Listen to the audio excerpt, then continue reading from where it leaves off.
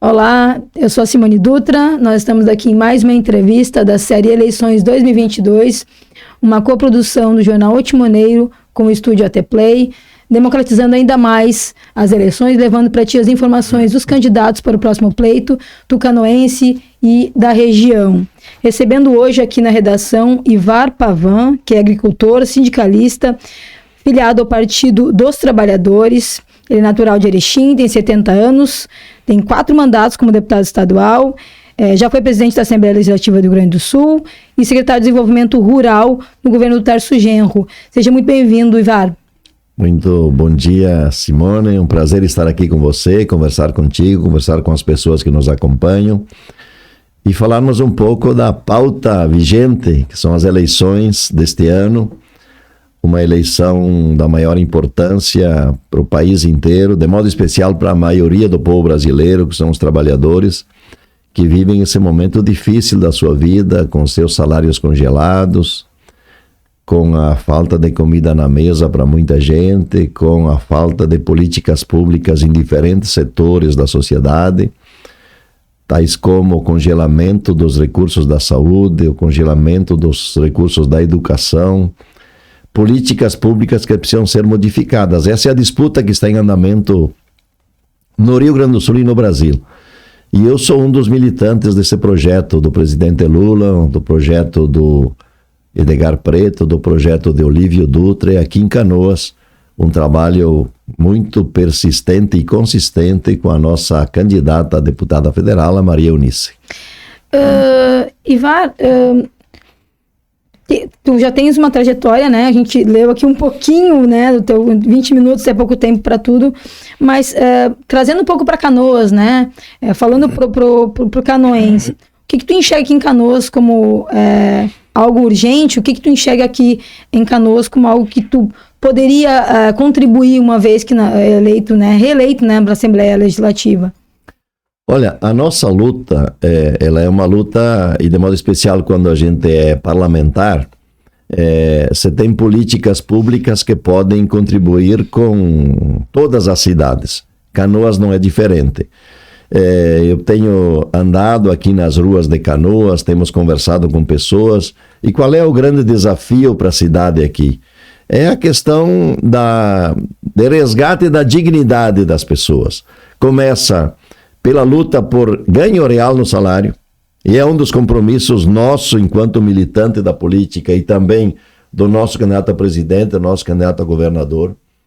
A luta por uma saúde pública de qualidade. Não é razoável que no meio de uma pandemia, ou no final quase de uma pandemia, você tenha o dinheiro da saúde pública congelado por 20 anos. Isso é inaceitável num país em que a maioria do povo brasileiro depende do serviço de saúde pública. O governo federal quer se livrar disso, está repassando aos municípios. O município não tem orçamento suficiente para atender tamanha demanda. E temos que ter consciência que com a pandemia se acumularam um conjunto de outras demandas na área da saúde, porque era natural que no período da pandemia os hospitais, os profissionais da saúde priorizassem atendimento à demanda da pandemia, porque era uma quantidade enorme de pessoas precisando de atendimento. Mas agora tem várias outras doenças, tem exames em atraso, tem cirurgias em atraso, tem atendimentos em atraso, e se não tiver investimento com mais recursos públicos, quem paga a conta é a população, de modo especial os mais pobres. Então esse é um compromisso nosso, é um compromisso do presidente Lula, de revogar aquela emenda constitucional que congelou o dinheiro da saúde. Precisamos descongelar, precisamos aumentar o investimento na área da saúde. Bem como não é razoável viver num país que os jovens, e aqui Canoas não é diferente, estão abandonando a escola pública, seja no segundo grau, seja na universidade, por falta de condições de se manterem lá.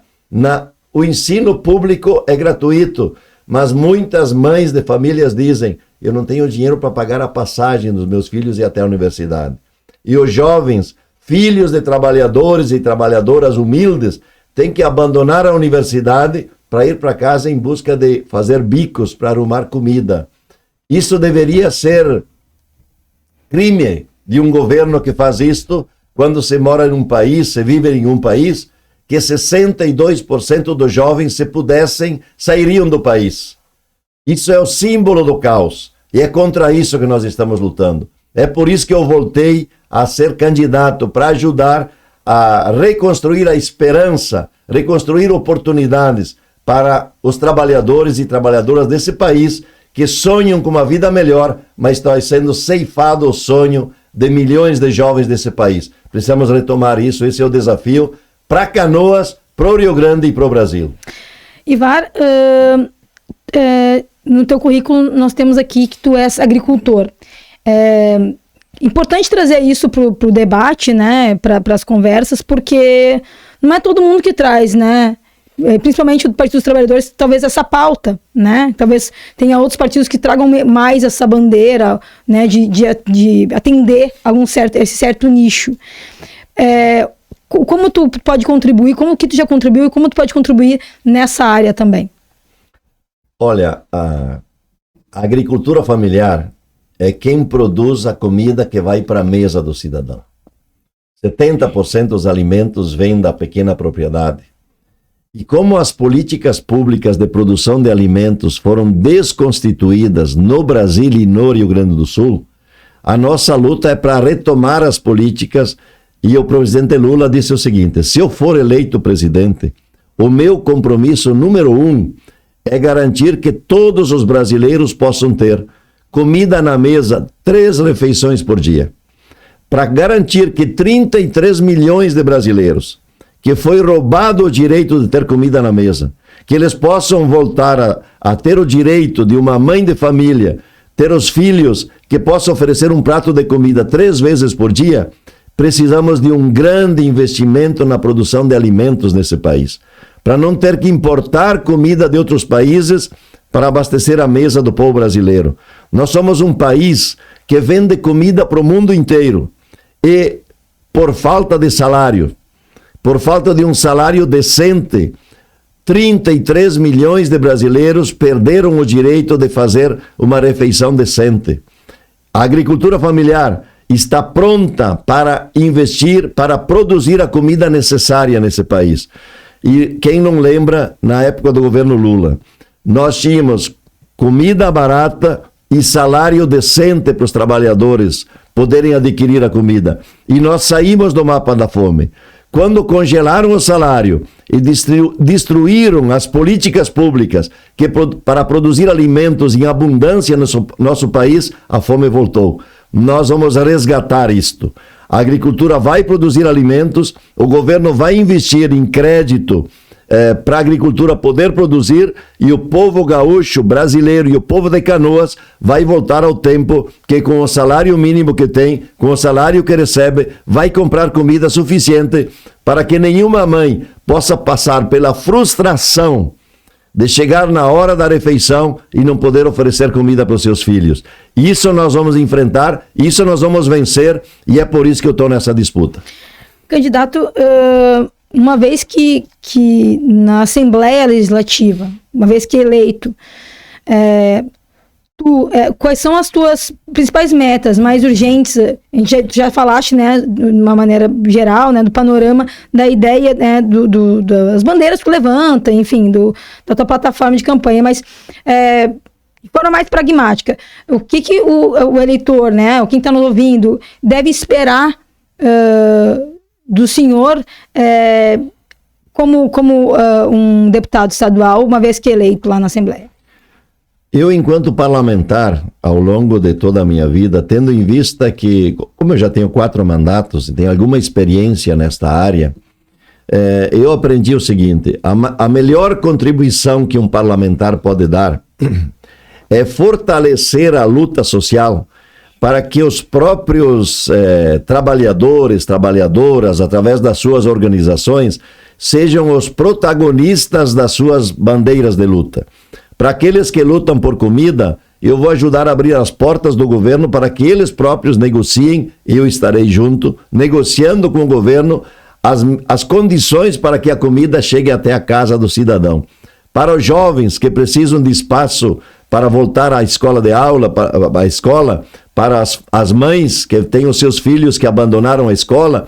Vamos criar as condições. Para isso, vamos abrir as portas das secretarias de governo para que eles cheguem lá e apresentem a demanda para o governo, e nós como parlamentares, eu como um dos parlamentares, se me eleger, quero estar lá junto com as mães, com os pais, com os jovens, para garantir que essa demanda possa chegar na mesa do governador.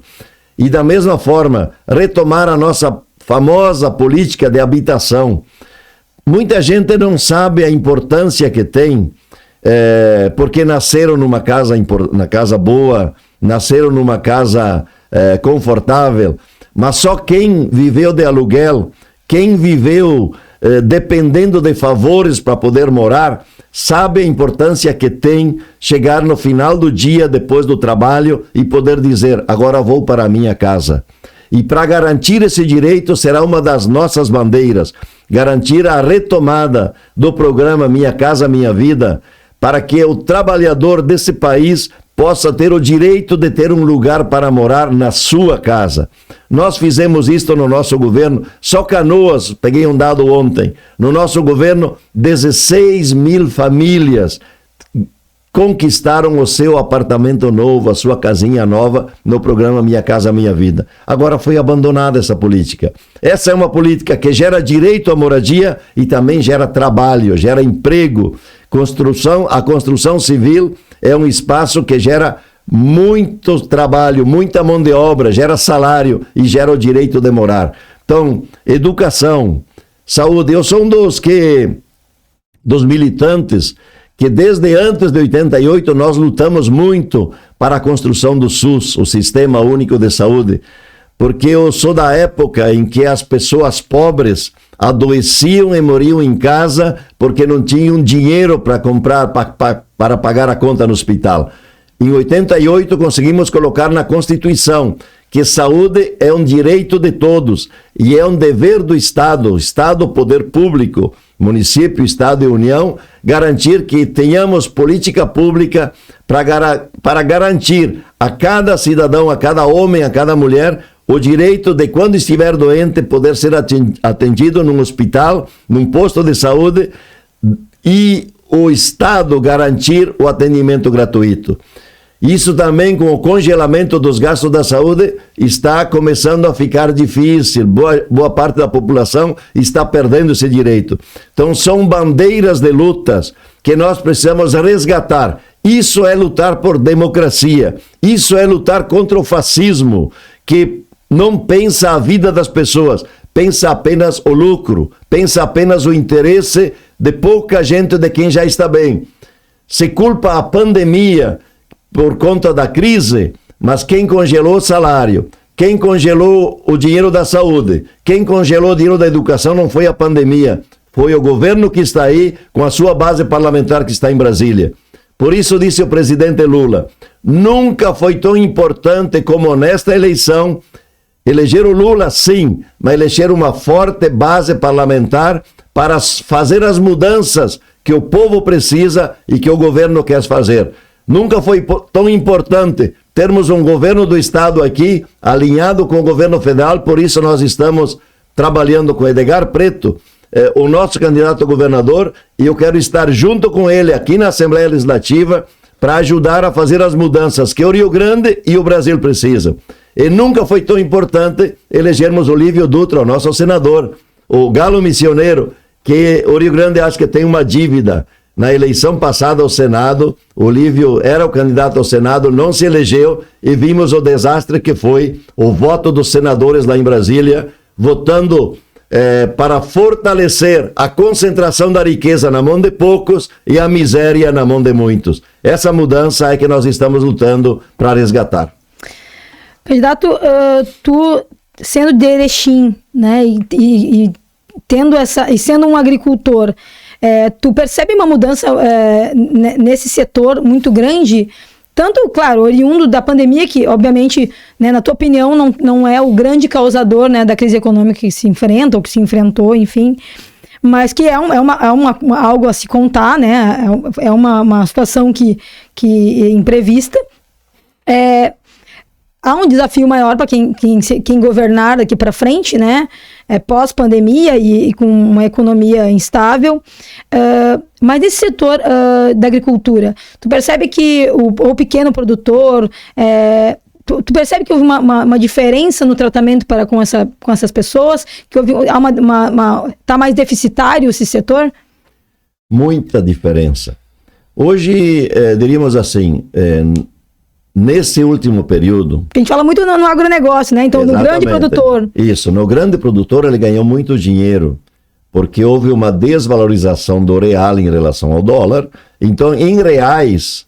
Os agricultores, de modo especial os produtores de soja, ganharam dinheiro, porque eles tinham comprado o adubo ainda a preços baixos e a soja disparou a R$200 a saca pela desvalorização do real em relação ao dólar. Então, esses ganharam muito.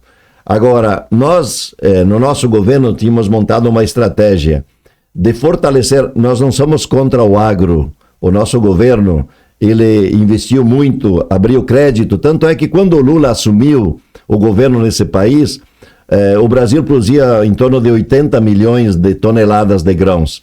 Quando o Lula saiu do governo, nós estávamos próximos a 200 milhões de toneladas de grãos, porque investiu em crédito, investiu em pesquisa, investiu em ciência e tecnologia, investiu em assistência técnica. Mas tínhamos um forte programa de produção de alimentos no Brasil. Nós tínhamos muitas agroindústrias familiares, que era quem fornecia a comida saudável para a alimentação escolar, as cestas básicas para as famílias carentes, a formação de estoque de comida, para quando o preço disparasse, o governo colocava no mercado o seu estoque de comida e regulava os preços.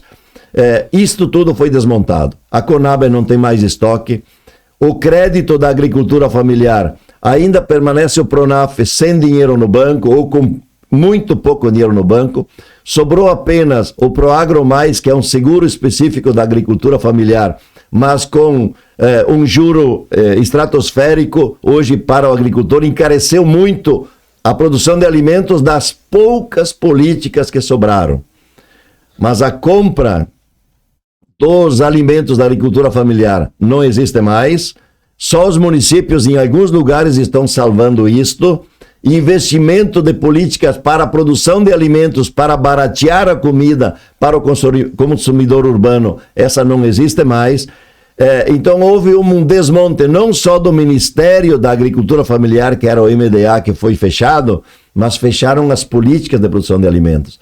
As nossas agroindústrias, muitas fecharam, e outras, eu visitei várias, que estão operando com 10, 20% da sua capacidade de produção por falta de investimento na produção do alimento. Se não tem o alimento, a agroindústria não processa o alimento. E quem paga a conta é o consumidor urbano hoje. O preço da comida disparou e o salário está congelado. Por isso que a fome voltou e nós precisamos mudar isto. Esse é o enfrentamento que nós estamos fazendo no embate político, porque nós já fizemos isto. Dá para fazer diferente. É possível fazer diferente. O Brasil pode fazer diferente. Pode continuar exportando comida, sim, mas temos que ter um olhar para o povo brasileiro. Não é razoável que 33 milhões de brasileiros tenham perdido o direito de ter comida na mesa.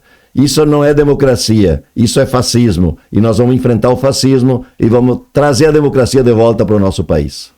Bem claro que a gente já tem, nossa produção já avisou que está encerrando nosso tempo, mas eu quero te dar uns segundos aí para falar diretamente para a nossa audiência canoense. E diz o teu número aí, vai votar no IVAR, fique à vontade. Muito obrigado, Simone, por essa privilegiada oportunidade que você me oferece aqui.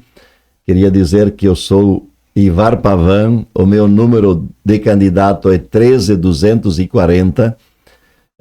E sou parte de um projeto que é liderado por Lula, presidente, Edgar Preto, nosso governador, Olívio Dutra, nosso senador, a Eunice, aqui de Canoas, com o número 1314, é a minha candidata a deputada federal, e como eu já disse, eu sou Ivar Pavan, com o número 13240, candidato a deputado estadual. Um grande abraço a todos, rumo à vitória. Vamos construir esperança e oportunidades para todos. Boa sorte, candidato. Muito obrigado. Obrigada a você. Até mais.